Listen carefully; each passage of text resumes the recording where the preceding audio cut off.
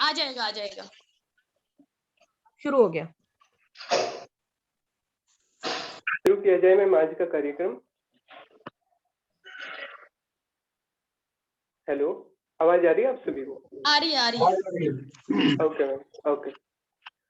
तोड़ के हर एक पिंजरा, उड़ चलो तुम आसमां की ओर, चाहे लाख लगा ले कोई बंदिशें, तोड़ दो हर एक छोर।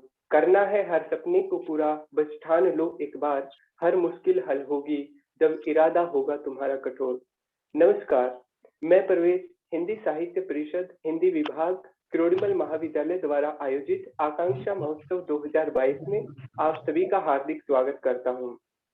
मैं एक बार पुनः हार्दिक स्वागत एवं अभिनंदन करना चाहूंगा मुख्य अतिथि के रूप में पधारे भारतीय प्रशासनिक सेवा अधिकारी निशांत जैन सर का, विशिष्ट अतिथि के रूप में प्राचार्य किरोड़ीमल महाविद्यालय प्रोफेसर विभा सिंह चौहान मैडम का, विभाग प्रभारी प्रोफेसर बली सिंह सर का, और साथ ही वरिष्ठ अध्यापकगण, अतिथिगण और इस कार्यक्रम में शिरकत करने वाले सभी साथियों का एक बार पुनः स्वागत एवं अभिनंदन। हमारी संस्कृति हमारी पहचान है। हमारी संस्कृति में एक परंपरा है कि हम किसी भी कार्य का शुभारंभ अपने आराध्य देव की वंदना से करते हैं।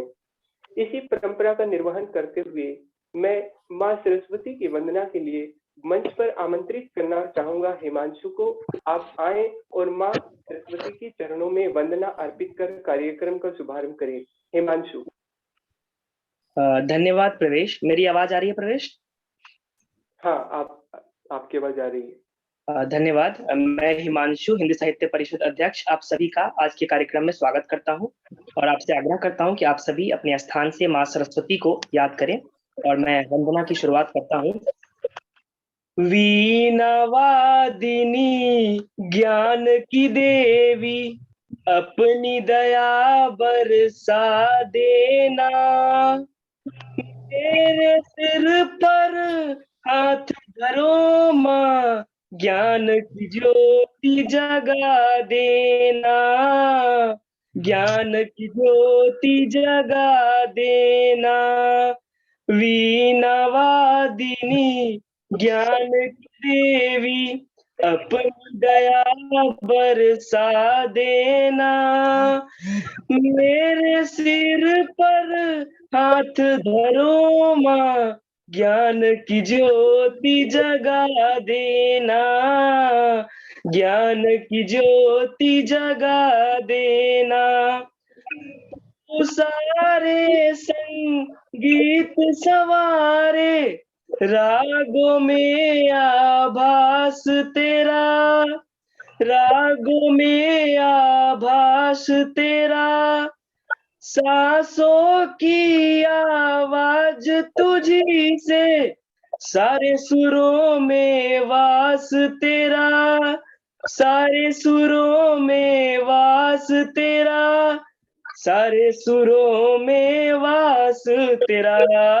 राग रागिनी मेरी सरगम, इनको और खिला देना, मेरे सिर पर हाथ धरो माँ, ज्ञान की ज्योति जगा देना, ज्ञान की ज्योति जगा देना। वीणा वादिनी ज्ञान की देवी, अपनी दया बरसा देना, मेरे सिर पर हाथ धरो माँ, ज्ञान की ज्योति जगा देना, ज्ञान की ज्योति जगा देना। माँ सरस्वती की जय। धन्यवाद।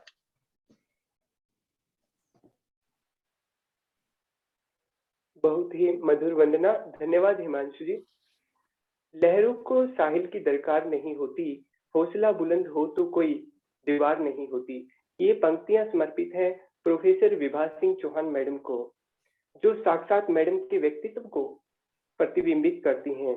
मैडम के कुशल दिशा निर्देशन में किरोड़ीमल महाविद्यालय आज नए नए कीर्तिमान स्थापित कर रहा है।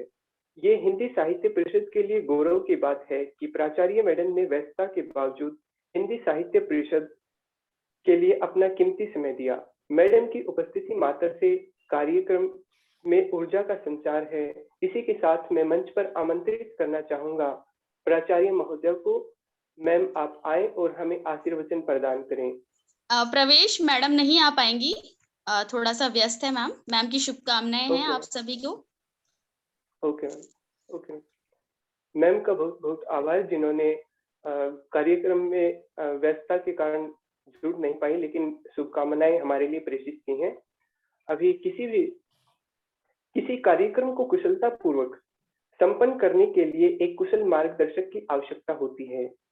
कार्यक्रम की इसी कड़ी में मैं आमंत्रित करना चाहूंगा इस कार्यक्रम को दशा और दिशा प्रदान करने वाले श्रेष्ठ साहित्यकार हिंदी साहित्य परिषद के समन्वयक प्रोफेसर नामदेव सर को। सर आप आए और हमारा मार्गदर्शन करें। Professor Namdev sir.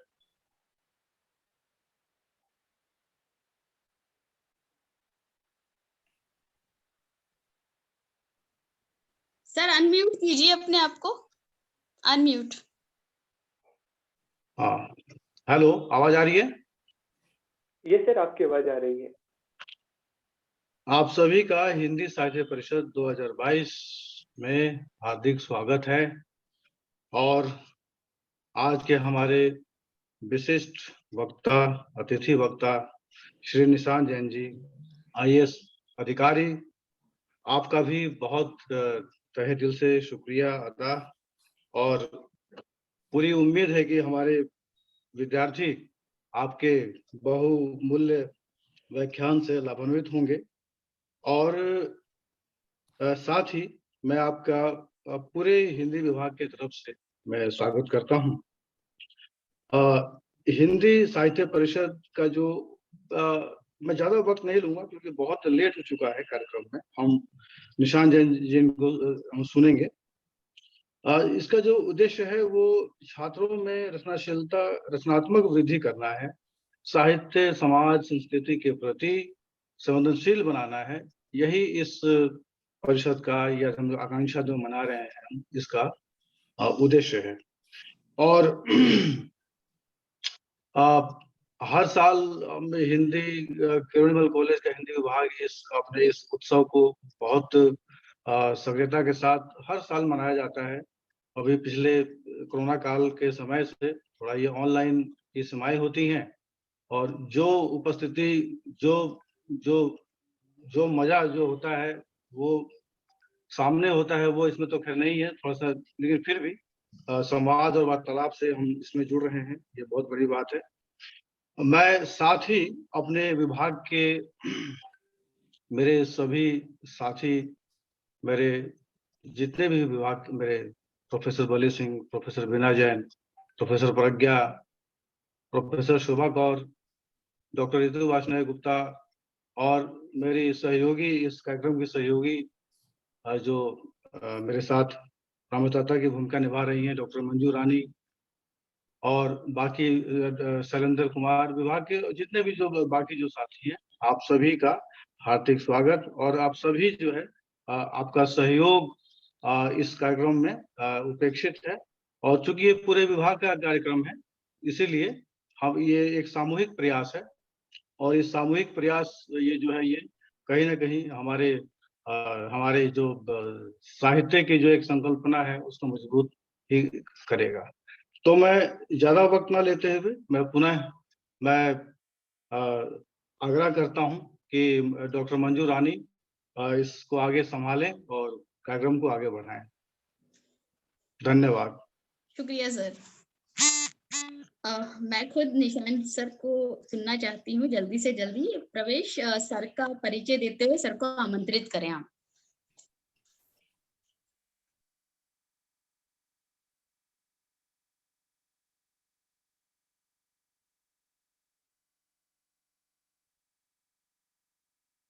खुद को अनम्यूट करिए आप, तभी बोलो। प्रवेश अपने आप को अनम्यूट करो। Okay ma'am, sorry ma'am. अंधकार है वहां जहां आदित्य नहीं है, मुर्दा है वह देश जहां साहित्य नहीं है। इसी के साथ मैं परिचित करवाना चाहूंगा आप सभी को एक ऐसी शख्सियत से जिन्हें सुनने के लिए आप सभी बेताब हैं। मैं ज्यादा समय न लेते हुए आपको उनके परिचय से अवगत करवाता हूँ। यूपीएससी के वर्ष 2014 की सिविल सेवा परीक्षा में 13वीं रैंक प्राप्त करने वाले निशांत जैन सर हिंदी या कहीं भारतीय भाषाओं के माध्यम के टॉपर हैं। मुख्य परीक्षा में देश के तीसरे सर्वाधिक अंक प्राप्त करने वाले निशांत सर ने निबंध और वैकल्पिक विषय हिंदी साहित्य में सर्वाधिक अंक प्राप्त किए हैं। उत्तर प्रदेश के मेरठ में साधारण पृष्ठभूमि में पले बड़े आदरणीय सर ने सिविल सेवा परीक्षा के अपने दूसरे प्रयास में सफलता प्राप्त की। इतिहास, राजनीति विज्ञान और अंग्रेजी में स्नातक और हिंदी साहित्य में पोस्ट ग्रेजुएशन के बाद यूजीसी की नेट जेआरएफ परीक्षा उत्तीर्ण की। कॉलेज के दिनों में डिबेट, काव्य पाठ, निबंध लेखन और प्रश्नोत्तरी प्रतियोगिताओं में उत्कृष्ट प्रदर्शन करते रहे आदरणीय सर ने दिल्ली विश्वविद्यालय से एमफिल की उपाधि प्राप्त की। सिविल सेवा में चयनित होने से पहले वह लोक सभा सचिवालय के राजभाषा प्रभाग में 2 साल कार्य कर चुके हैं। लवसना में आईएएस की 2 वर्ष की ट्रेनिंग के उपरांत उन्हें जवाहरलाल नेहरू विश्वविद्यालय से पब्लिक मैनेजमेंट में पोस्ट ग्रेजुएशन की डिग्री प्राप्त हुई। कविताएं लिखने और युवाओं से संवाद स्थापित करने में रुचि रखने वाले आदरणीय सर ने सिविल सेवा परीक्षा की तैयारी के लिए मुझे बनना है यूपीएससी टॉपर के नाम से पुस्तक लिखी, जिसका अंग्रेजी और मराठी भाषा में अनुवाद काफी लोकप्रिय है। यूट्यूब व सोशल मीडिया पर निशांत सर के लेक्चर और वीडियो काफी लोकप्रिय हुए हैं। आदरणीय सर भारतीय प्रशासनिक सेवा के 2015 बैच के अधिकारी हैं। इसके अतिरिक्त सर की रुचि ब्लॉगिंग में भी है। यदि आप आदरणीय निशांत सर के लेख पढ़ना चाहते हैं तो आप nishantjainias.blogspot.in पर विजिट कर सकते हैं। आदरणीय निशांत सर वर्तमान में राजस्थान पर्यटन विभाग में निदेशक पद पर कार्यरत हैं। इसी के साथ मैं मंच पर आमंत्रित करना चाहूंगा आदरणीय निशांत जैन सर को। सर, आप इस कार्यक्रम में आए, आपका बहुत बहुत धन्यवाद है और आपका पुनः स्वागत एवं अभिनंदन। हम सभी आपकी वाणी के अभिलाषी हैं। आप मंच पर आए और हम सभी विद्यार्थियों का मार्गदर्शन करें। आदरणीय निशांत जैन सर। बहुत बहुत धन्यवाद प्रवेश। सबसे पहले मैं बहुत बहुत आभारी हूँ किरोड़ीमल कॉलेज हिंदी विभाग का और सभी शिक्षक गण जो यहाँ उपस्थित हैं। प्राचार्य मैम नहीं है अभी, प्रोफेसर बली सिंह नामदेव सर हैं और प्रज्ञा मैम भी दिख रही है, रितु मैम भी दिख रहे हैं और कई सारे टीचर्स हैं जो कि मैं काफी हद तक मतलब एक बार शोभा कौर मैम भी हैं शायद। तो कुछ साल पहले मैं किरोड़ीमल कॉलेज में एक बार हिंदी विभाग के कार्यक्रम में पर्सनली भी आया था, जब पर्सनली प्रोग्राम हुआ करते थे, फिजिकल इवेंट्स हुआ करते थे। मुझे लगता है ये आखिरी ऑनलाइन इवेंट होगा क्योंकि अभी डीयू खुलने वाला है, तो उसके बाद फिर कभी व्यक्तिगत रूप से मिलना होगा तो ज्यादा आनंद आएगा। और डॉक्टर मंजू रानी जिन्होंने पूरे कार्यक्रम को कोऑर्डिनेट किया और मुझे लगातार फॉलो कर करके और किस तरह से पता नहीं मैंने बहुत ही परेशान किया आपको समय देने में, तो मैं आप सबका बहुत बहुत आभारी हूँ। पूरे किरोड़ीमल कॉलेज मेरा प्रिय कॉलेज है और मुझे बहुत अच्छा लगता है। नॉर्थ कैंपस में मैंने हिंदी विभाग जो आर्ट्स फैकल्टी है वहाँ से एमफिल किया, तो तब मैं इधर उधर थोड़ा घूमते घामते आ जाया करता था। तो इसी नोट के साथ मैं अपनी बात थोड़ी सी कहूँगा आपसे। विषय जब चुनने की बात चल रही थी कि क्या किस विषय पे बात करें, हालांकि अभी आगे अगर आप लोग चाहेंगे तो क्वेश्चन आंसर भी कर लेंगे, पर मैं 15-20 मिनट की बात करूंगा सिर्फ, या ज्यादा से ज्यादा आधे घंटे की बात करूंगा। और टॉपिक की जब बात चल रही थी तो ये बात चल रही थी कि या तो हिंदी में रोजगार के अवसर पे करें या फिर यूपीएससी से कुछ जोड़ के करें। तो मैंने सोचा कि कुछ ऐसा करते हैं जो हिंदी साहित्य को युवाओं से के लिए क्यों उपादेय है वो, मतलब क्योंकि आज का जो युग है वो यूटिलिटी का, उपादेयता का, आवश्यकता का युग है। हम ऐसे युग में जी रहे हैं जो 1991 में जब उदारीकरण हुआ देश में, उसके बाद एलपीजी बोलते हैं, लिबरलाइजेशन, प्राइवेटाइजेशन, ग्लोबलाइजेशन। तो उदारीकरण हुआ, निजीकरण हुआ, भूमंडलीकरण हुआ, उस सब के प्रभाव से आज हम जिस दुनिया में जी रहे हैं वो उसमें पूंजीवाद का असर लगातार बढ़ा है। तो ऐसे युग में हम जब भी कोई स्टूडेंट, जब भी कोई विद्यार्थी कोई भी विषय पढ़ता है, तो उसके मन में सहज ही ये सवाल आता है, और आना भी चाहिए, इसमें कोई बुराई भी नहीं है, कि मैं क्यों पढूं इस विषय को, इससे मुझे कोई रोजगार मिलेगा, कोई नौकरी मिलेगी, या मुझे इससे कोई ऐसा बदलाव आएगा मेरे जीवन में कि मैं बहुत, मेरे स्किल डेवलपमेंट हो जाएगा मेरा, या मेरा कोई ऐसा एक्सपोजर हो जाएगा जिससे मैं जीवन की राह में आगे और अच्छे से बढ़ पाऊंगा। कुछ ना कुछ ऐसा भाव आता है और आना भी चाहिए। और आपको नहीं आएगा तो आपके जो अभिभावक हैं, आपके जो पड़ोसी हैं, आपके जो दोस्त हैं, वो सब आपको ये एहसास करा देंगे अगर आपको नहीं आएगा तो भी। तो ऐसे में मैंने सोचा कि ऐसा विषय रखा जाए कि भाई हिंदी कविता को मैंने लिया, साहित्य तो पूरा फिर बहुत बड़ा महासागर हो जाएगा, और हिंदी कविता भी बहुत महासागर है, बहुत बड़ा। उसमें से कुछ मोतियों को चुन के अपन ऐसी कुछ चर्चा करते हैं जो अपने, मेरे खुद के जीवन में मेरे साथ जो चीजें हुई और जिनकी वजह से मुझे हर कदम पे हिंदी कविता ने मेरा साथ निभाया, कदम कदम पे। और हम सब लोग जब विद्यार्थी होते हैं, सब लोग जो शिक्षक गण जुड़े हुए हैं, वो तो कविता के मर्म को समझते हैं और कविता को पढ़ाते हैं, तो वो उसकी और गहराइयों में जाते हैं। हम तो स्टूडेंट ही रहे हैं और थोड़ा बहुत शोध किया है, पर जो व्यावहारिक जीवन में कविता का लाभ मुझे लगता है, और आज भी वो कविताएं समय समय पर मेरे काम आती हैं, मुझे हिम्मत बंधाती हैं जब कभी कोई परेशानी आती है, तो उनका मैं जिक्र करना चाहूंगा। इसीलिए विषय रखा कि हिंदी कविता से मैंने क्या सीखा, या हिंदी कविता से हम क्या सीखें। तो सबसे पहले तो जो विद्यार्थी जुड़े हुए हैं, 56 पार्टिसिपेंट सभी हैं, और शिक्षक गण भी जुड़े हैं।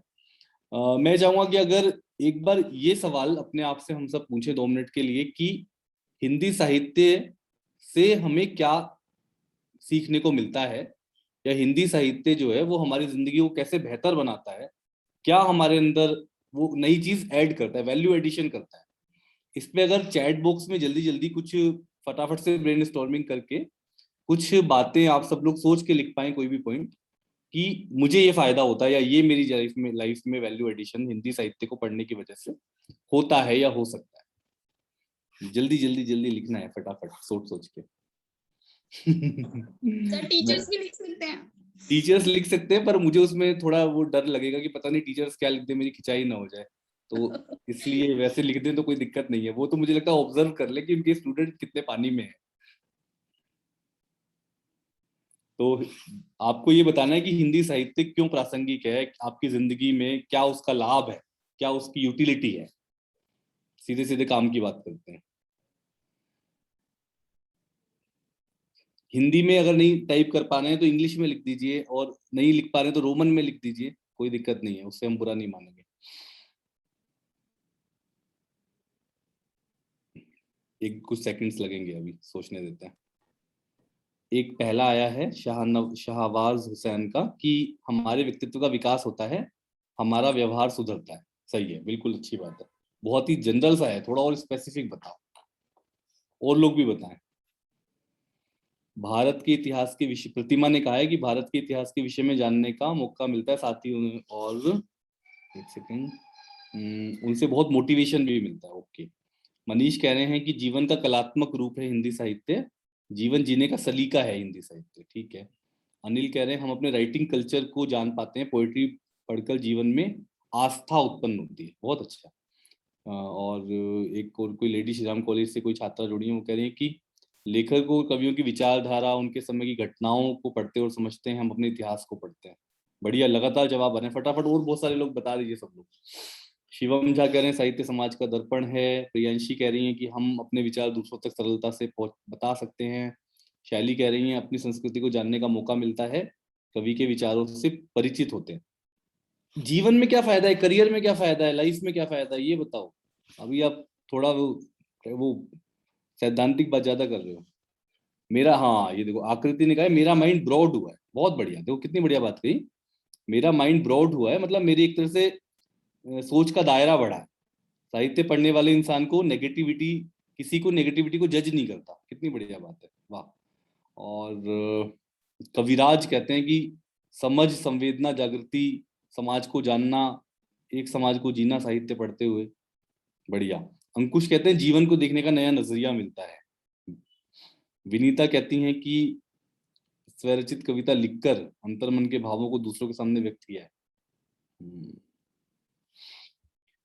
ठीक है, अंकित कह रहे हैं कि साहित्य मानव को संवेदनशील बनाता है। वाह, ये मैं बहुत देर से वेट कर रहा था कोई लिखे ये कि साहित्य मानव को संवेदनशील बनाता है, संवेदनशीलता बढ़ती है।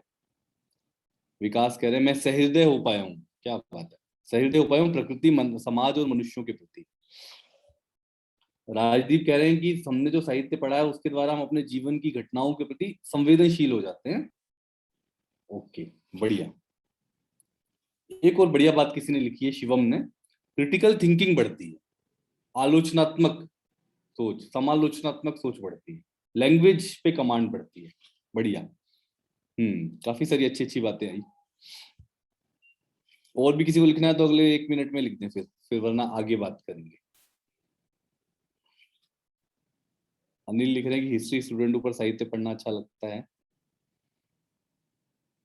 साहित्य की घटनाओं, पात्रों के चरित्र को अपनी जिंदगियों में पाते हैं, ये भी एक बड़ा अच्छा है कि उनसे रिलेट कर पाते हैं हम। साहित्य जब पढ़ते हैं तो उनके पात्रों से रिलेट कर पाते हैं खुद को। व्यक्तित्व का बहुमुखी निर्माण होता है। कल्पना शक्ति, ये बहुत अच्छी बात कही किसी ने, इमेजिनेशन, कल्पना शक्ति का विकास होता है साहित्य को पढ़ने से, ये बहुत अच्छी। सृजनात्मकता का विकास भी होता है, क्रिएटिविटी का विकास होता है।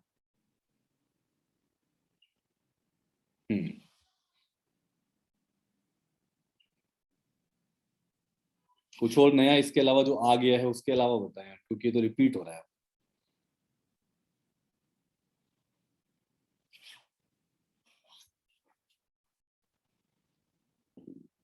ठीक है सर, आप क्विकली कुछ कहना चाहेंगे? मुझे लग रहा है नामदेव सर, कुछ आपके मन में भाव आ रहा है शायद कहने के लिए, कुछ ऐसा लग रहा है मुझे।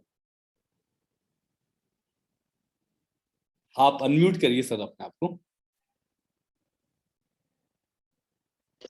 मैं कह रहा हूँ कि भावों का विस्तार तो बहुत किया है विद्यार्थियों ने, एक से एक उन्होंने सबने अपने अपने तरीके से बताया चीजों को। बाकी हम आपको सुनेंगे हम तो। नहीं सर, वो एक्चुअली क्या है, मैं जनरली अगर होता मान लो वहां पे खुद ही आता किरोड़ीमल कॉलेज के सभागार में, तो वहां पे ये काम जो एक्सरसाइज हमने की अभी, ये वहां ज्यादा आसानी से होती, पर हमने ये एक तरह से प्रत्यक्ष वाली फीलिंग लेने के लिए एक बार ब्रेनस्टॉर्मिंग कराई है। एक और बड़ी अच्छा किसी ने लिखा, प्रतिमा मौर्य ने, कि कविता को पढ़ने से मन को खुशी मिलती है। तो बिल्कुल बिल्कुल सही बात है, बिल्कुल सिंपल सी बात है। बाकी सब कुछ बाद में देखा जाएगा, पहले तो मन को खुशी मिलती है। बहुत अच्छा पॉइंट है। और ये भी कई लोगों ने सर, मेरा तो ये मानना है कि साहित्य जो है वो मनुष्य को मनुष्य बनाता है। क्या बात है, वाह वाह, इसमें सारी बात आ गई सर। अब क्या बोलूं मैं, ये तो मतलब अच्छा। एक प्रदीप ने ये भी कहा है कि हमारी सोच का दायरा व्यापक हो जाता है, और एक साहित्य मानव को सभ्य बनाता है। मतलब ठीक है, कुल मिला के वही सब बातें निकल के आ रही हैं। तो मैं उन बातों को थोड़ा सा व्यवस्थित ढंग से कहता हूँ, और उसके बाद फिर मैं अपने जीवन की बात बताऊंगा, कहाँ कहाँ मैंने क्या क्या सीखा, किस किस कविता ने मेरी मदद की। तो बहुत बहुत धन्यवाद भाई आप सबके रेस्पॉन्सेज का। सबसे पहली बात जो सबसे महत्वपूर्ण लगी, और सब लोगों ने, काफी लोगों ने उसको रिपीट करके लिखा, कि साहित्य मानव को संवेदनशील बनाता है, अधिक संवेदनशील। संवेदनशील तो सभी होते हैं, पर साहित्य को पढ़ने वाले जो विद्यार्थी होते हैं, जो साहित्य को पढ़े हुए लोग होते हैं, वो जिस भी फील्ड में दुनिया में जाते हैं, चाहे वो कुछ भी किसी भी करियर में जाएं, पर वो औरों की अपेक्षा थोड़ा अधिक संवेदनशील होते हैं। तो एक तो ये इसका सबसे बड़ा अंतर है साहित्य के विद्यार्थी और विज्ञान के या अन्य विषयों के जो विद्यार्थी हैं, उनमें आप ये बेसिक अंतर पाएंगे कि जैसे हमारा ब्रेन जो है, वो लेफ्ट ब्रेन जो है वो कैलकुलेशंस के लिए और गणितीय चीजों के लिए, वैज्ञानिक चीजों के लिए उत्तरदायी है। लॉजिक पे ज्यादा चलता है हमारा लेफ्ट वाला हिस्सा। जो है राइट वाला हिस्सा इमेजिनेशन और क्रिएटिविटी के लिए ज्यादा उत्तरदायी है। तो जो साहित्य के विद्यार्थी होते हैं उनका राइट वाला ब्रेन ज्यादा एक्टिवेट हो जाता है, तो वो ज्यादा कल्पनाशील, किसी ने कल्पनाशीलता की बात भी कही, इमेजिनेशन में बढ़ोतरी होती है, ज्यादा क्रिएटिव होता है, सृजनात्मकता भी ज्यादा होती है, ज्यादा संवेदनशील होता है। तो इस तरह के गुणों का विकास होता है। बाकी इसके अलावा आप देखें, पूरा शुरू से लेकर अंत तक, आदिकाल से भक्ति काल होते हुए, रीतिकाल होते हुए, आधुनिक काल में भारतीय युग, द्विवेदी युग, छायावाद, प्रगतिवाद, प्रयोगवाद, नई कविता, समकालीन कविता, लगातार आप पूरा देखते जाएं तो साहित्य की कुछ और प्रवृत्तियां भी आपके सामने आती है, कुछ और यूटिलिटी भी है इसके अलावा। ये तो आपके मन, आपके भाव पक्ष को अच्छा बनाती है, आपको संवेदनशील बनाया, आपको ज्यादा सृजनात्मक बनाया, आपको ज्यादा कल्पनाशील बनाया। पर साहित्य, आप ध्यान दीजिए, साहित्य हमें प्रगतिशील भी बनाता है, प्रोग्रेसिव भी बनाता है। कबीर कह रहे थे कि भाई हिंदुओं मुसलमानों दोनों की कुरीतियों पे चोट कर रहे थे, रैदास कर रहे थे, भक्त कवि सारे कर रहे थे, तो वो प्रगतिशील बना रहे थे अपने आसपास के समाज। तो साहित्य का एक बड़ा योगदान है कविता का कि वो प्रगतिशील बनाती है आपकी सोच को, आपको ज्यादा एक तरह से जो भी अंधविश्वास हैं, कुरीतियां हैं, मिथ्या मान्यताएं हैं, उन सब से भी दूर करने का काम करता है साहित्य। जैसे प्रेमचंद कहते हैं कि भाई साहित्य जो है वो समाज के आगे चलने वाली सच्चाई की तरह, मशाल जो होती है उसको, उस तरह से साहित्य आगे आगे चलता है समाज के। एक और जो मुझे लगता है साहित्य हमारी जिंदगी में करता है, वो जीवन की कुछ मूलभूत समस्याएं होती हैं, कुछ मूलभूत विषय होते हैं, उनकी पहचान करने में मदद करता है। जैसे किसी ने लिखा, आप में से भी किसी ने, कि भाई जब हम साहित्य पढ़ते हैं, कविता पढ़ते हैं, तो उससे खुद को कनेक्ट करते हैं। जैसे निराला के बारे में कहते हैं कि निराला की जो कविताएं हैं उसमें उनका आत्म प्रक्षेपण दिखता है, उनके खुद के व्यक्तित्व से, उनकी जिंदगी की जो कहानी है उससे उनकी कविताएं प्रभावित हैं, चाहे वो सरोज स्मृति हो, चाहे वो राम की शक्ति पूजा हो। तो इसका मतलब ये हुआ कि कवि जो है, चूंकि वो अपना कहीं ना कहीं जाने अनजाने आत्म प्रक्षेपण होता ही है उसकी कविताओं में, तो उसकी जिंदगी से कई लोग, उसके साहित्य से कई लोग, हम लोग जो पाठक हैं उसको रिलेट करते हैं और उसको खुद पर हम ये इस तरह से उसको समझते हैं कि भाई ये हमारे जीवन में भी ऐसा ही हो रहा है। तो वहां फिर वो एक आशा की किरण, एक संबल देने का भी काम करता है। ऐसा अक्सर हम लोगों के साथ होता है विद्यार्थी जीवन में, अभी उस पर हम बात करेंगे। साहित्य कुछ हद तक आदर्श समाज के निर्माण में भी योगदान करता है। अब मैं ये तो नहीं कहूंगा कि साहित्य का काम आदर्शवाद को बढ़ावा देना है, लेकिन फिर भी साहित्य जो लोग पढ़ते हैं, क्योंकि वो उनको प्रगतिशील बनाता है, आगे बढ़ने की राह दिखाता है, कहीं ना कहीं वो आदर्श मूल्यों को भी कहीं ना कहीं स्थापित करने में सहयोग तो करता ही है। यूं तो नहीं, ये भी नहीं कहेंगे कि पूरी तरह उसका काम आदर्श मूल्यों की स्थापना करना है, पर फिर भी वो कहीं ना कहीं उसकी ओर में, उसकी दिशा में योगदान करता है। इसके अलावा एक और बात जो बहुत महत्वपूर्ण है, कई लोगों ने आप में से कही भी है, कि साहित्य हमारी सोच का दायरा बढ़ाता है, हमारे माइंड को ब्रॉड करता है, हमारी समझ को परिपक्व बनाता है, हमारे ज्ञान का भी दायरा बढ़ाता है। जैसे कि रामविलास शर्मा ने गोदान के ऊपर लिखा था एक बार, कि अगर जिस युग में गोदान लिखा गया, 1936 के आसपास का वो टाइम था, उस समय का जो किसानों का जीवन था, अगर रामविलास शर्मा ने एक एग्जैक्ट शब्द मुझे याद नहीं है, पर उन्होंने लिखा है कि अगर उस समय का पूरा इतिहास लुप्त हो जाए, किताबें सारी गायब हो जाएं और कोई इतिहास का कोई स्रोत मिले ही नहीं, तो भी प्रेमचंद के गोदान को पढ़ के उस समय के सामाजिक और राजनीतिक जीवन का, उस समय के किसानों के जीवन का, उस समय की अर्थव्यवस्था का बहुत अच्छे से समझा जा सकता है, उसको, उसका अनुमान लगाया जा सकता है। इसीलिए गोदान को कृषक जीवन का महाकाव्य कहा गया है।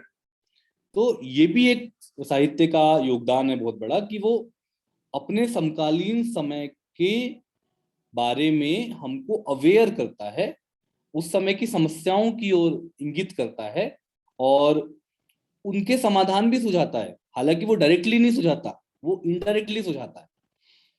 तो ये भी एक मुझे लगता है कि साहित्य का बहुत बड़ा योगदान है, कि हमारे ज्ञान का, हमारी चेतना का, हमारी समझ का, हमारी परिपक्वता का विस्तार करता है। एक और बात जो मुझे लगती है, वो बहुत अच्छी बात किसी ने कही, कि मन को खुशी मिलती है।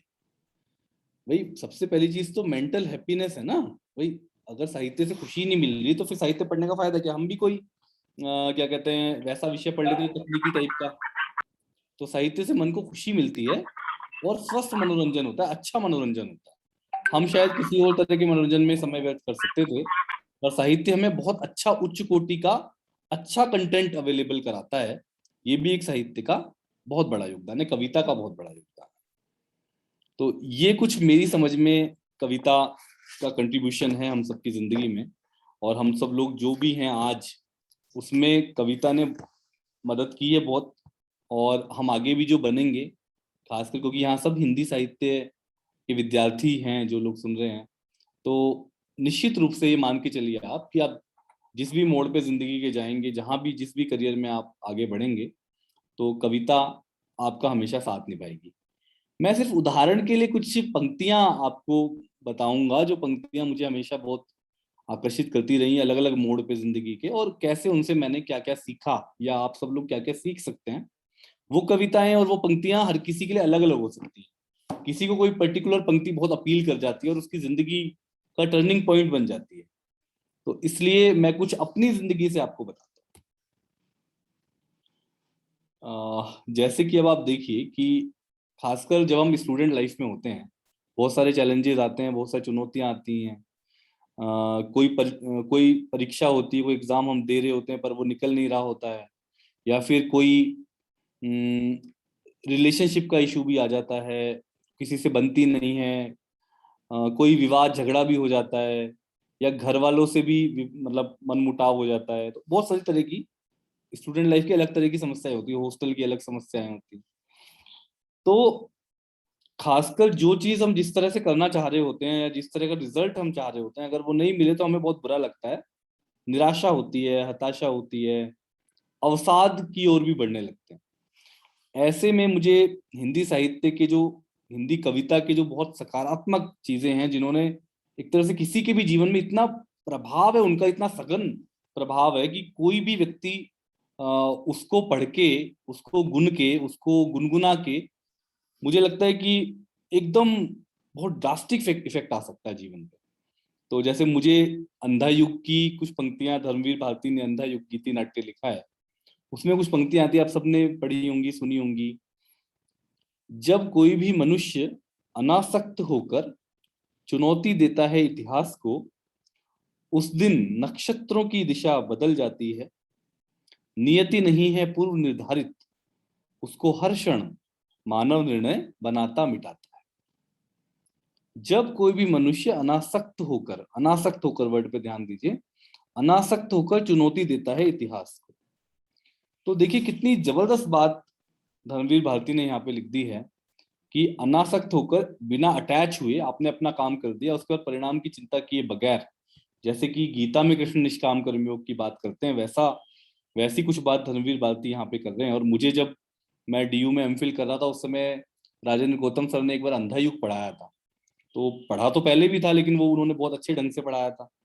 तो वो बात वहां से एकदम दिमाग में ऐसी घुसी कि उसने मेरे को बहुत सारे संघर्षों में, बहुत सारी जो भी उठापटक आए, जो भी उतार चढ़ाव आए, वहां पे इन पंक्तियों ने अनासक्त बनाया और चुनौती देने की भी हिम्मत जुटाई कि भाई मैं भी चुनौती दे सकता हूँ और नक्षत्रों की दिशा मैं खुद बदल सकता हूँ।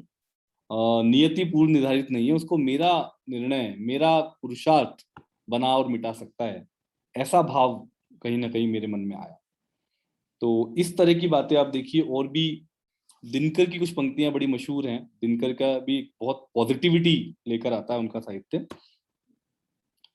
दिशा दीप्त हो उठी प्राप्त कर पुण्य प्रकाश तुम्हारा, लिखा जा चुका अनल अक्षरों में इतिहास तुम्हारा, जिस मिट्टी ने लहू पिया वह फूल खिलाएगी ही, अंबर पर घन बन छाएगा ही उच्छ्वास तुम्हारा, और अधिक ले जांच देवता इतना क्रूर नहीं है, थक कर बैठ गए क्या भाई मंजिल दूर नहीं। कितनी सुंदर पंक्तियां कि जब हम सफलता के बहुत करीब पहुंच जाते हैं, उस समय हम थक कर बैठ जाते हैं। हमने पूरी मेहनत की, कई सारे एग्जाम दिए, कई सारे अटेम्प्ट किए, जो भी जिस भी चीज में आप करना चाहते हो, जिस भी फील्ड में आप जाना चाहते हो, लेकिन वो जब हम थक गए कि भाई बहुत सारा हो गया, मुझसे नहीं होता, उसके कुछ बाद ही तो आपका फाइनल सफलता प्राप्त होनी होती है। जैसे एक और कवि हैं, अभी चिराग जैन एक कवि हैं, उन्होंने एक पंक्ति लिखी है बिल्कुल वैसी ही कि जिसको तुम नाकामी कहकर थक कर बैठ रहे हो ना, जिसको तुम नाकामी कहकर थक कर बैठ रहे हो ना, उसके केवल 4 कदम पर मंजिल का दरवाजा है। तो मंजिल के दरवाजे के पास पहुंच के हम लोग कई बार प्रयास करना बंद कर देते हैं। तो उसको दिनकर ने कितने सुंदर ढंग से कहा है कि और अधिक ले जांच देवता इतना क्रूर नहीं है, थक कर बैठ गए क्या भाई मंजिल दूर नहीं।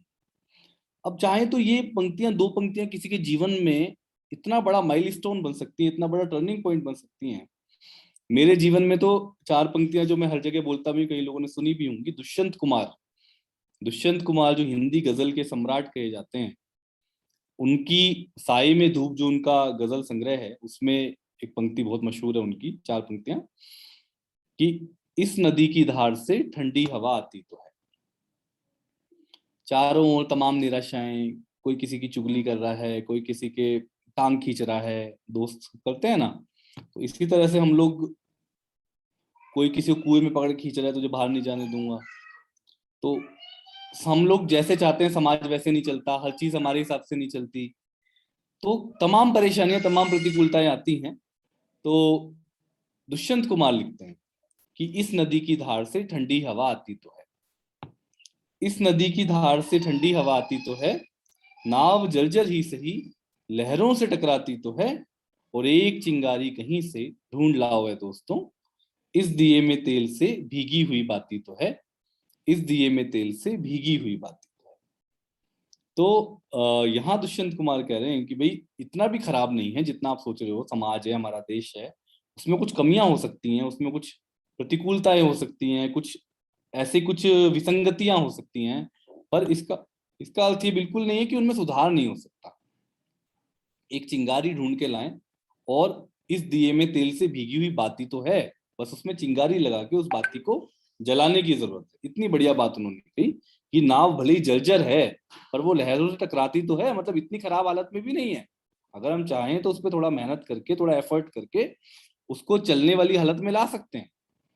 इस तरह से बहुत अच्छी, बहुत सकारात्मकता का संचार साहित्य करता है। अब मैं आपको एक बहुत कालजयी कविता की ओर ले जाता हूँ, एक कालजयी कवि की ओर ले जाता हूँ, निराला। हम में से बहुत सारे लोगों को प्रिय कवि है निराला। विरुद्धों का सामंजस्य करते हैं, उनके जीवन में राग विराग है, इसीलिए उनका जो संकलन है उसका नाम भी राग विराग है, क्योंकि राग भी है, विराग भी है, और जीवन का हर रंग निराला की कविताओं में मौजूद है। हम सब राम की शक्ति पूजा का नाम हमने सुना है, जो निराला की लंबी कविता है, कालजयी कविता है। उसमें से कुछ पंक्तियां जो मुझे हर समय प्रेरित करती थी, और जब भी मैं बहुत निराश होता था या बहुत अवसाद में भी होता था, तो निराला की ये पंक्तियां वहां से निकाल के लाती थी। जैसे उन्होंने राम की शक्ति पूजा कविता में राम के पात्र को निकाला है। राम को जब कुछ भी रास्ता दिखाई नहीं दे रहा था, लक्ष्मण मूर्छित थे, उस समय वो कह रहे हैं कि भाई धिक जीवन जो पाता ही आया है विरोध, धिक साधन जिसके लिए सदा ही किया शोध, जानकी हाय उद्धार प्रिया का हो न सका, वह एक और मन रहा राम का जो न थका। देखिए आपकी वो कहाँ तो धिक्कार रहे हैं अपने जीवन को, कि भाई कुछ भी, सब कुछ खराब हो रहा है, जानकी जो है, सीता जो है, वो भी लंका में हैं, और लक्ष्मण भी मूर्छित हो गए, कुछ भी रास्ता दिखाई नहीं दे रहा है, पर वह एक और मन रहा राम का जो न थका। यहाँ निराला ने टर्निंग पॉइंट बनाया कि राम का एक मन वो भी था जो थका नहीं। तब भी वो उनके मन में ऐसी भावना आती है कि आराधन का दृढ़ आराधन से दो उत्तर, तुम वरो विजय संयत प्राणों से प्राणों पर। और आगे देखिए कि शक्ति की करो मौलिक कल्पना, कितना सुंदर। शक्ति की करो मौलिक कल्पना, करो पूजन, छोड़ दो समर जब तक न सिद्ध हो रघुनंदन। तो निराला यहाँ पे राम से कहलवा रहे हैं कि आराधन का दृढ़ आराधन से दो उत्तर। ठीक है, रावण ने आराधना कर ली है, शक्ति को साध लिया है, लेकिन आप आराधन का दृढ़ आराधन से उत्तर। दूसरे से जलने की जरूरत नहीं है, दूसरे से डरने की जरूरत नहीं, कोई और मेहनत कर रहा था आप उससे ज्यादा मेहनत करो।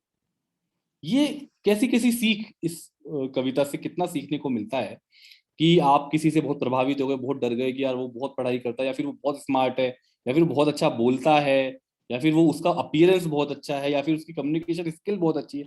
अरे आप भी कर लो, आपको कौन रोकता है? आप भी थोड़ा प्रयास करो, थोड़ा एफर्ट करो, जो अपनी कमजोरी है उस पर काम करो, अपना स्वोट एनालिसिस करो, अपनी वीकनेस को स्ट्रेंथ में बदलो, अपनी मजबूरी को अपनी मजबूती बनाओ, कौन रोकता है?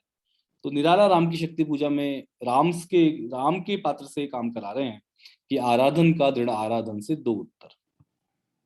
और अंतिम पंक्तियां देखिए राम की शक्ति पूजा, कितनी सुंदर पंक्तियां हैं कि जब सब कुछ हो जाता है और वो कमल अर्पित करते हैं, अपने नेत्रों का कमल अर्पित करते हैं राम।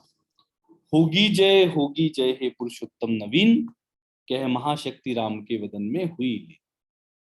इस तरह से, किस तरह से उतार चढ़ाव और एकदम एकदम निराशा में, अवसाद में जाने के बाद किस तरह से कम बैक किया राम ने। ये सिखाता है हमें जीवन में कि कहाँ हम बहुत परेशान, बहुत चिंता, अवसादग्रस्त भी हो जाए, वहां से भी निकलने का एक रास्ता है, क्योंकि जीवन का कभी अंत नहीं होता, उसका उतार चढ़ाव चलते रहते हैं। इस तरह का देखिए आप कितना सुंदर निराला ने किया, और मुझे हमेशा इन्होंने बहुत, इस पंक्ति ने, इस कविता ने बहुत प्रेरित किया। ये तो मैंने कुछ बात की जो बहुत पॉजिटिविटी लाती हैं आपके अंदर और आपको बहुत संभालती हैं, संबल देती हैं, ऐसी कविताएं मेरे जीवन में रही। कुछ और चीजें देखिए आप कि हिंदी कविता में किस तरह से कितना जबरदस्त चीजें आपको मिलेंगी। जीवन में उतार चढ़ाव चलते हैं, जीवन में कभी कोई पक्ष ज्यादा महत्वपूर्ण हो जाता है, कोई दूसरा पक्ष बहुत हल्का पड़ जाता है, कभी हम सुख और दुख में बैलेंस नहीं कर पाते, कभी हम अच्छाई बुराई में बैलेंस नहीं कर पाते, साम्य का अभाव रहता है, साम्य की कमी रहती है। तो वो जो साम्य है उसका वर्णन आपको सबसे अच्छा मिलेगा कामायनी में। जयशंकर प्रसाद ने जो कामायनी में जो समरसता की बात कही है, जो जीवन का साम्य उन्होंने वहां पे वर्णित किया है, बुद्धि तत्व और हृदय तत्व के बीच में जो है ना कि भाई हमारे दोनों में कशमकश चलती रहती है। कभी बुद्धि हावी हो जाती है, दिमाग हावी होता है और वो लॉजिक की बात करता है, कभी हमारा हृदय तत्व हावी होता है और वो दिल से सोचता है, इमोशनल तरीके से सोचता है और वो भावुक हो जाता है। तो ऐसे में कामायनी आती है, कामायनी के माध्यम से प्रसाद जो है वो जीवन में साम्य की ओर हमें ले जाते हैं। और इसीलिए कामायनी की जो पंक्तियां हैं कि भाई समरस्थे, अंत में क्या होता है जब सब कुछ, कामायनी का पूरा अंत की पंक्तियां हैं ये कि समरस्थे जड़िया चेतन, सुंदर साकार बना था, चेतनता एक विलसती, आनंद अखंड घना था। वो क्षण, वो जीवन में अपने को जब फाइनली आपको सफलता भी मिल जाएगी, जो हमारे टीचर्स हैं वो इसको ज्यादा अच्छे समझेंगे जो मैं कहना चाह रहा हूँ, अभी स्टूडेंट्स उसको उतना शायद ना समझ पाए क्योंकि अभी वो खुद स्ट्रगल कर रहे हैं, अभी करियर में सेटल हो रहे हैं। पर जो लोग सेटल हो गए हैं करियर में, उसके बाद भी कोई ना कोई अधूरापन रहता है, उस अधूरेपन को कामायनी पूरा करती है। वो कहती है कि भाई समरसता लानी है जीवन में, बुद्धि तत्व और हृदय तत्व में साम्य लाना है, तब जाके वो जीवन में एक हैप्पीनेस, अल्टीमेट ब्लिस का वो स्थिति बनती है, जिसको अगर हम देखें तो मास्लो का एक आवश्यकताओं का पिरामिड है। मास्लो की हिरार्की ऑफ नीड्स की थ्योरी है जो बताती है कि मनुष्य की आवश्यकताएं क्या क्या। तो उस आवश्यकताओं की जो 5 तरह की आवश्यकताओं की कैटेगरीज उसने बनाई है, उसमें शुरू की आवश्यकता ऐसी है कि भाई खाने की आवश्यकता, सुरक्षा की आवश्यकता, शरीर की जो नीड्स हैं उनकी आवश्यकता। उसके बाद आगे बढ़े तो आदमी को क्या चाहिए, रिकॉग्निशन चाहिए, सम्मान चाहिए, पहचाने लोग उसको, उसके काम को रिकॉग्नाइज करें, मैं अच्छा काम कर रहा हूँ तो कोई कहे। छोटा बच्चा भी अगर अपना खुद ब्रश करता है तो माँ कहती है वेरी गुड बेटा, तब वो उसको अच्छा लगता है कि हाँ मुझे रिकॉग्नाइज किया, मेरे काम को रिकॉग्निशन मिला, उससे उसको मोटिवेशन मिलता है। फिर आगे बढ़े तो फिर उसको रिकॉग्निशन की जो नीड है उसके बाद उसको चाहिए होता है सबसे अंत में सेल्फ एक्चुअलाइजेशन। वो जो सेल्फ एक्चुअलाइजेशन है, जो समरसता की स्थिति है, उसके बारे में कामायनी हमें बताती है। और जीवन में मुझे लगता है कि जीवन में हैप्पीनेस का एक बहुत बड़ा स्रोत है प्रसाद की कामायनी। आप सब में से बहुत सारे लोगों ने पढ़ी होगी। और भी आगे जाएं, अगर और भी ज्यादा साम्य की ओर बढ़ें तो अज्ञेय की जो कविता है असाध्य वीणा, असाध्य वीणा की पंक्तियां, जो अंतिम पंक्तियां हैं, अगर मैं थोड़ा सा उनको बोलता हूं कि श्रेय नहीं कुछ मेरा, मैं तो डूब गया था स्वयं शून्य में, वीणा के माध्यम से अपने को मैंने सब कुछ को सौंप दिया था, सुना आपने जो वह मेरा नहीं न वीणा का था, वह तो सब कुछ की तथता थी, महाशून्य वह महामौन, अविभाज्य अनाप्त अद्रवित अप्रमेय, जो शब्दहीन सब में गाता है, नमस्कार कर मुड़ा प्रियमवद केश कंबली, लेकर कंबल गेह गुफा को चला गया, उठ गई सभा सब अपने अपने काम लगे, युग पलट गया, प्रिय पाठक यूं मेरी वाणी भी मौन। तो अज्ञेय यहाँ पे जो प्रियमवद केश कंबली हैं, जो वो किस तरह से वीणा को साधते हैं और वीणा से खुद को एकाकार करते हैं, ये और भी आगे मतलब एक तरह से है तो ये जैन रहस्यवाद, जो जापान की एक तरह का ध्यान की एक पद्धति है। पर आप ये देखिए किस तरह से उन्होंने आत्मा मतलब व्यक्ति को उसके मूल से, उसके स्वत्व से जोड़ने का और उसको एकाकार करने का कितना अच्छा उन्होंने कविता में उन्होंने व्यक्त किया है। और किस तरह से वो साम्य की, यहाँ भी इसकी भी मैं साम्य की बात कहूंगा, जो कामायनी प्रसाद ने काम किया उस लेवल का या उससे भी एक लेवल हाई वाला काम अज्ञेय ने असाध्य वीणा में किया। तो इस तरह से कुछ कविताएं हैं जो अलग अलग मोड पे, मैंने बताया ना कि कभी निराश हो तो आपको हिंदी कविता सहारा देगी, कभी आप प्रेम में दुखी हैं, कोई आपको जैसे आप चाहते थे वैसा नहीं हो पा रहा है, दुख है आपके जीवन में, तो दुख में भी साथ देगी वो, क्योंकि वो दुख को भी आपको महसूस कराएगी और गहराई से, और दुख से निकलने का रास्ता भी बताएगी। कभी आप सामने नहीं बैठा पा रहे हैं, दिल अलग का बात कह रहा है, दिमाग अलग बात कह रहा है, तब आपको हिंदी कविता सहारा देगी। इस तरह से जाने कितने रंग हैं जीवन के, क्योंकि हमारा जीवन जो वो मल्टी कलर्स, बहुत सारे कलर्स हैं उसमें, बहुत सारे डायमेंशंस हैं। हिंदी कविता के कुछ उदाहरण मैंने, कुछ मोती, कुछ अपने जीवन के आपके सामने रखे। इसी तरह से मैं ये बताना चाहता हूँ कि हिंदी कविता जो आप पढ़ रहे हैं वो आपके करियर के लिए तो है ही, जिसमें आपने हिंदी ऑनर्स कर रहे हैं, हिंदी पास कर रहे हैं, बीए कर रहे हैं, जर्नलिज्म करेंगे, आगे आगे किसी और करियर में जाएंगे, मीडिया के साथ साथ सिनेमा में जा सकते हैं, ट्रांसलेशन में जा सकते हैं।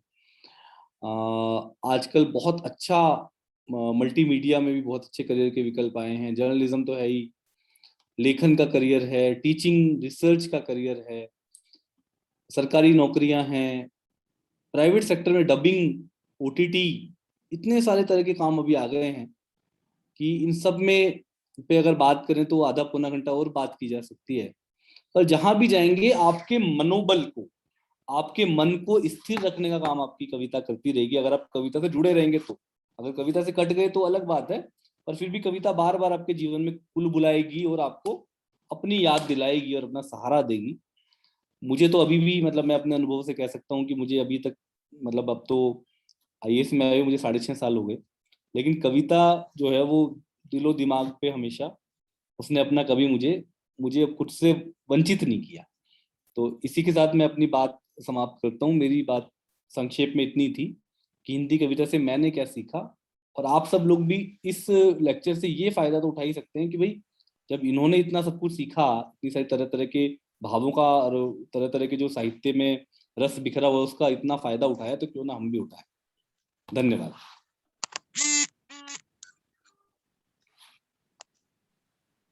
बहुत बहुत धन्यवाद सर। आज आपने हमें एक नई दृष्टि दी है कविता को समझने की, साहित्य को समझने की, और साथ ही कविता की यूटिलिटी के बारे में बताया, साहित्य की यूटिलिटी के बारे में बताया। क्योंकि वर्तमान समय में जो व्यक्ति यूटिलिटी को, उपयोगिता को समझ लेता है, वह जल्दी ही सफल हो जाता है।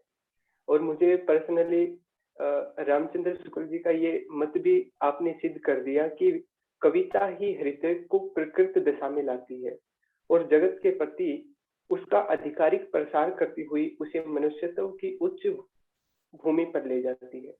तो ये मत भी मेरा यहाँ से क्लियर हो गया सर, और बहुत ही हमें एक नई दृष्टि दी है सर, साहित्य के प्रति पूरा नजरिया ही बदल दिया सर।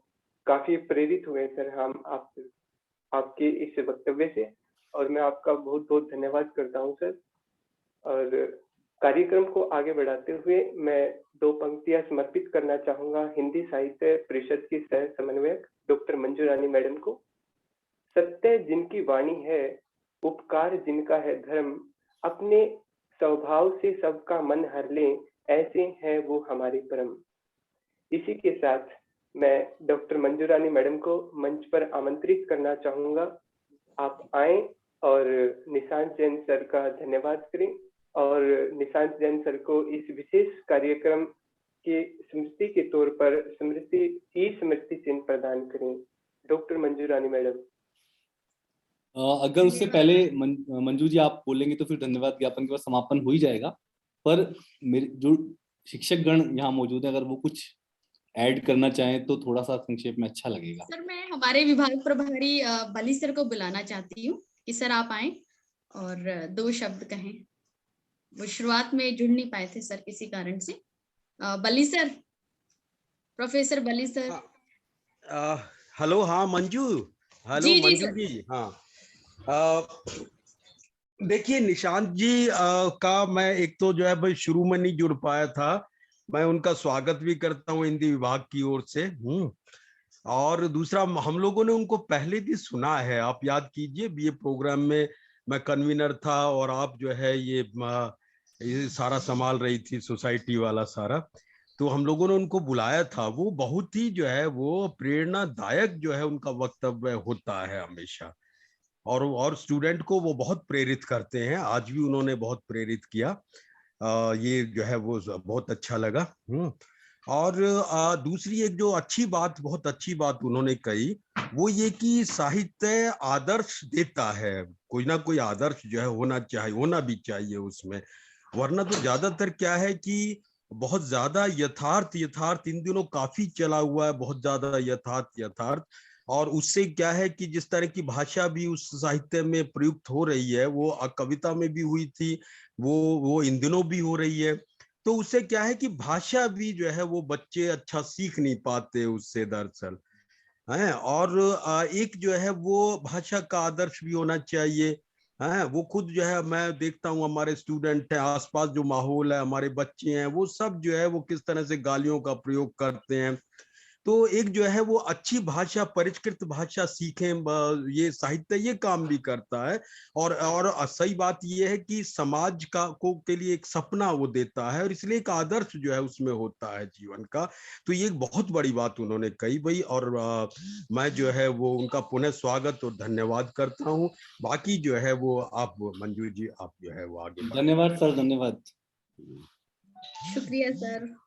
यूँ तो सर आपसे बात करने लगे तो हमारे यहाँ अध्यापक और विद्यार्थी सभी चाहते हैं कि आपसे कुछ ना कुछ बात करें किसी ना किसी टॉपिक पे, क्योंकि आपकी इतनी गहन और सूक्ष्म दृष्टि है हर चीज को लेकर के कि हम बहुत ही अभिभूत हैं। और जैसे कि अगर 2 मिनट का समय हो तो हमारे यहाँ पे और भी है, हमारे आदरणीय प्रोफेसर बीना जैन मैम भी जुड़े हुए हैं, प्रोफेसर प्रज्ञा मैम भी जुड़े हैं। अगर मैम आप दोनों कुछ प्रज्ञा कहना मैम, चाहते बीना हैं मैम कुछ भी बोलें तो अच्छा लगेगा। हाँ बिल्कुल, मैं आमंत्रित करती हूँ यदि दोनों में से कोई भी आना चाहें। और हाँ, मैं बोलना चाहूंगी मंजू। जी जी जी। निशांत जी, आपका पूरा वक्तव्य और जो भी सुझाव थे वो मैंने सुने, मुझे बहुत अच्छे लगे। सालों से उपन्यास और कहानी पढ़ते पढ़ाते कविता से थोड़ी दूरी ही बन गई थी, जबकि एमए में मैंने आधुनिक कविता ऑप्शन ली थी और कविता मुझे अधिक प्रिय लगती थी कहानी उपन्यास के मुकाबले।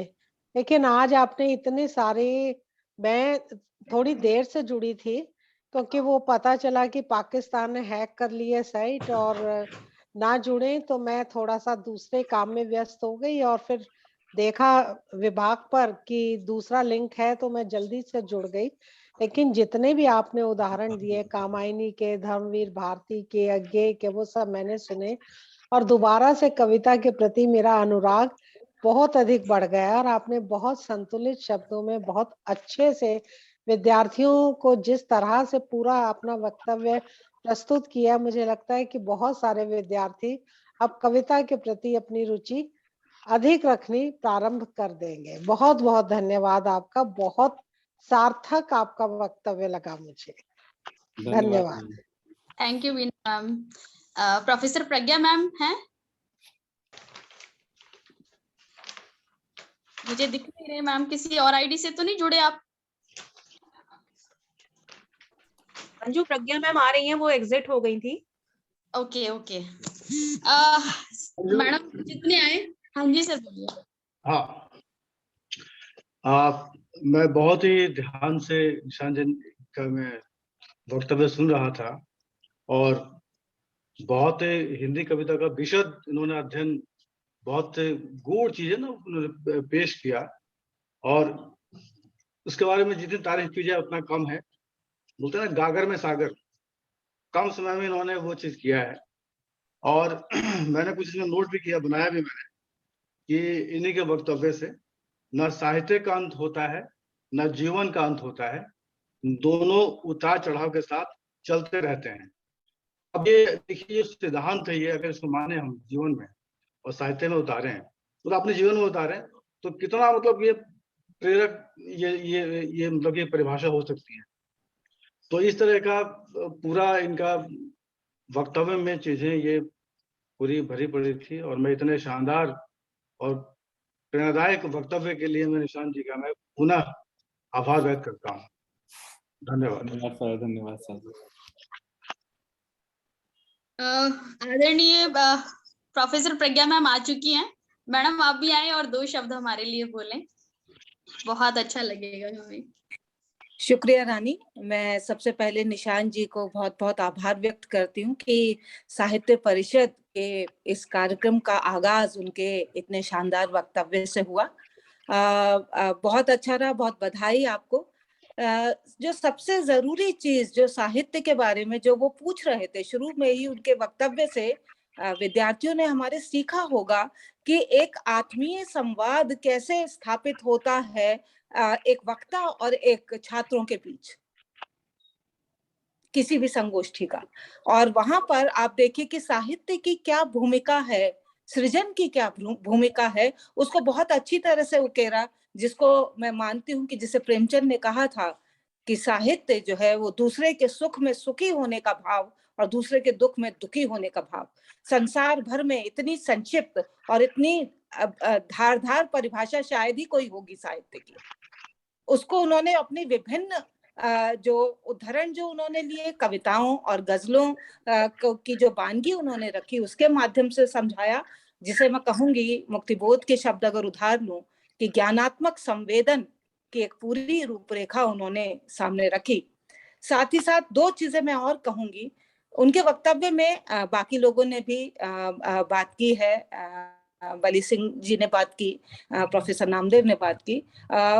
एक जो बात जो मुझे बहुत महत्वपूर्ण लगी और वो भी जो पिछले 2 वर्ष में हम लगातार जिस महामारी से जूझ रहे हैं, जिसमें सार्थकता और लगातार निराशा और प्रतिकूल परिस्थितियों के बीच भी आशा के स्वर को बुलंद रखना। उनकी एक बात को अगर विद्यार्थी माने, बार बार वो कह रहे थे कि हम सफलता तक पहुंचने पर हम सब छोड़ देते हैं या सफल होकर भी छोड़ देते हैं, तो वो नहीं करना है। जीवन भर सफलता आप ये सोचे कि मिल गई है, लेकिन सफलता मिलने के बाद असली चुनौती है कि आप उस मकाम को भी बनाए रखें। उसके लिए जीवन पूरी मेहनत मांगता है, पूरी ताउम्र मेहनत मांगता है। ये बात मुझे उनकी बहुत छू गई और विद्यार्थियों से जिस तरह से वो मुखातिब हुए, साहित्य की विभिन्न धाराओं से, खासतौर से कविता उनका रुझान का क्षेत्र है, मैं बहुत अच्छी तरह जानती हूँ, उससे जो वो पूरे उदाहरण लेकर उन्होंने अपने व्याख्यान को जिस तरह से बांधा, जिस तरह से छात्रों को अपने साथ जोड़ा, ये काबिले तारीफ है। मैं अपने विभाग की ओर से, साहित्य परिषद की ओर से और अपने विद्यार्थियों की ओर से उनका हार्दिक आभार व्यक्त करती हूँ। निशांत जी, आप बार बार आए और हम आपको लगातार सुनना चाहेंगे। बहुत बहुत शुक्रिया आपका। बहुत बहुत धन्यवाद मैम, बहुत ही Thank you, अच्छे ma'am. शब्द आपने कह दिए। बस सर 2 मिनट और आपके लेना चाहूंगी कि हमारी शोभा गौर मैम, अब प्रोफेसर अरे। शोभा गौर मैम से भी बात करना चाहूंगी। मैम आप आए प्लीज और 2 शब्द कहें हमारे इस परिषद के प्रोग्राम में। धन्यवाद मंजू, और इस शानदार प्रोग्राम के लिए साहित्य परिषद और पूरी टीम का बहुत बहुत जो है वो शुभकामनाएं हैं। और निशांत जी को तो हम ऐसा लगता है कि वे किरोड़ीमल परिवार के और हमारे हिंदी परिवार के ही जो हैं वो एक सदस्य हैं, और हम उन्हें हर बार हक से बुलाते हैं। और जो सबसे बड़ी बात ये है कि विद्यार्थी हमारे जो हैं वो बहुत जिज्ञासु होते हैं कि जब प्रशासनिक सेवाओं में जाना है, उसे हिंदी भाषा के माध्यम से कैसे जाना है। तो इसके लिए जब जब निशांत जी को बुलाया गया, उन्होंने हमारे विद्यार्थियों को अपना जो है वो बहुत ही जीवन के अनुभवों से लाभान्वित किया और मार्गनिर्देशन भी उन्होंने किया। और ये हमारे विद्यार्थियों को इस वक्त ये बात जानकर आश्चर्य होगा, और अभी उनको शायद इतना इस बात का अनुभव नहीं होगा कि एक प्रशासनिक अधिकारी के ऊपर किस तरह के दबाव होते हैं, और उस समय में ऐसे समय में अगर आप एक हिंदी जैसे डिसिप्लिन से इस विषय से जब जाते हैं, तो वो आज जो उन्होंने अनुभव जाहिर किए कि साहित्य आपको कहाँ तक दूर तक आपका साथ देता है, किस तरह से जीवन के उतार चढ़ाव में किस तरह से निरंतर प्रेरणा देता रहता है। मैं तो आज आपका निशान जी ये वाला रूप भी देख रही थी, क्योंकि पिछली बार जब हमने आपको बुलाया था तो हमारे विद्यार्थी अभी भी वो चैट बॉक्स में भी लिख रहे हैं कि मूलतः वे प्रशासनिक सेवाओं के जो अनुभव हैं उनको और उनकी तरह की जिज्ञासाओं को जानने के लिए अनुभव आपका इंतजार कर रहे हैं, आपके इस वक्तव्य को भी सुनने के लिए। लेकिन आज उनको एक जो है वो ये जरूर एक निर्देशन मिल रहा होगा कि ऐसा नहीं है कि आप किसी भी क्षेत्र में जाएं, किसी भी क्षेत्र में जाएं तो एक तो हिंदी साहित्य से अगर आप जाते हैं तो आप जैसा कि सभी ने कहा और निशान जी ने भी कहा, जो एक संवेदनशील होना, एक कल्पनाशील होना, मनुष्य का मनुष्य बने रहना और कठिन परिस्थितियों में भी किस तरह से साहस जो है अपने भीतर से साहस जुटाना, ये सब हमें साहित्य ही देता है। तो मैं निशान जी का बहुत बहुत हृदय से धन्यवाद करूंगी और आप इसी तरह से निरंतर हमारे हिंदी परिवार से जुड़े रहें और आपको पुनः पुनः बुलाया जाए। बहुत बहुत धन्यवाद निशान जी। धन्यवाद। शुक्रिया शोभा मैम, बहुत ही अच्छा लगा आप सभी ने हिंदी साहित्य परिषद के प्रोग्राम में 2 शब्द कहे। अब मैं हमारे प्राचार्य महोदया और मेरी स्क्रीन दिखाई दे रही है सर, मैं स्क्रीन शेयर कर रही हूँ और हमारे आदरणीय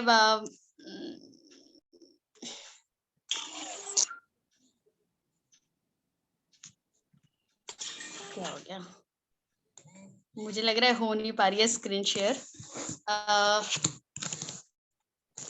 एक सेकंड में वीडियो ऑफ कर देती हूँ। ठीक है, मैं अभी सबका धन्यवाद करती हूँ विद्यार्थियों का, क्योंकि वैसे ही बहुत लेट हो चुका है और मैं सभी का नाम जरूर लूंगी। सभी विद्यार्थियों का तहे दिल से शुक्रिया, पूरे हिंदी विभाग का शुक्रिया। पूरे सकारात्मक ऊर्जा के साथ आप सब लोग इस प्रोग्राम में जुड़े रहे और इसके लिए मैं हिमांशु कृषांगी आप दोनों का जो बेहतर तरीके से इस टीम को ऑर्गेनाइज करा, इस टीम में जितने भी बच्चे थे उनके साथ मिलकर के जो काम किया उसके लिए बहुत बहुत आभार व्यक्त करती हूँ। साथ ही प्रमोशन के लिए दिनेश, प्रदीप, चैतन्य का, ग्राफिक के लिए अंजलि, लक्ष्मी, आकाश, टेक्निकल टीम के लिए भी किशांगी और प्रदीप का, आगे की रिपोर्ट जो बनेगी उसके लिए प्रिया और इन सबका भी धन्यवाद। इसके साथ साथ संचालन कर रहे, बहुत ही बढ़िया संचालन कर रहे प्रवेश का भी धन्यवाद करती हूँ। साथ ही हमारे जितने भी छात्र अन्य कॉलेज से भी जुड़े हैं उनका भी धन्यवाद करती हूँ। और 1 मिनट बस मैं स्क्रीन शेयर करके सर आपको ई स्मृति चिन्ह देना चाहती हूँ। बस हो जाए स्क्रीन शेयर आज। नहीं कोई बात नहीं, वरना आप वास्तविक स्मृति चिन्ह भिजवा देना फिर, ठीक है? नहीं सर, बस हो गया आज बस पता नहीं क्या हो रहा है सर, आपके लिए एक स्मृति चिन्ह है। ओहो। सर हमारे प्राचार्य मैडम नहीं आए थे मगर उनके लिए भी एक स्मृति चिन्ह है और ये हमारी परिषद की यादगार है।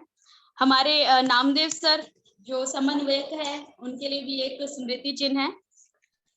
हमारे विभाग प्रभारी प्रोफेसर बली सर के लिए भी एक स्मृति चिन्ह है। सर दिख रही है सबको, शेयर हो गई सर? बिल्कुल बिल्कुल जी thank you. Thank you sir, thank you.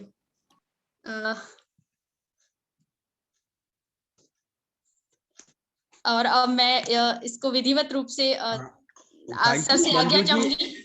हाँ थैंक यू मंजू जी, बहुत सुंदर है देखने में, स्मृति चिन्ह बहुत अच्छा लग रहा है। ई स्मृति चिन्ह सर। हाँ ई स्मृति चिन्ह है।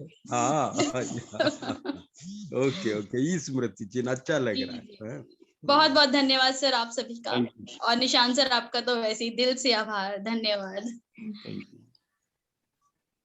मंजू ये रिकॉर्डिंग मुझे अब ऑफ करनी है? हाँ बिल्कुल दीदी, हो गया, रिकॉर्डिंग ऑफ कर लीजिए और सेव कर लीजिए, है ना? आपका भी धन्यवाद रिकॉर्डिंग के लिए, और बाकी जिसका भी मैं नाम भूल गई हूँ सबका धन्यवाद। हिमांशु और प्रवेश तो लगातार रहे हैं। तुम्हारा भी धन्यवाद रानी। मैडम आपको तो मैंने इसीलिए बुलाया था ताकि आपसे 2 शब्द सुन सके। आपको तो वैसे ही दिल से धन्यवाद है। और मैंने आपको मैसेजेस भी बहुत सारे किए, देखिए आप चैट। हाँ जी जी, मैं देख रही थी। वीडियो ऑन नहीं हुआ, इस बात का मुझे वो है। हाँ कोई नहीं।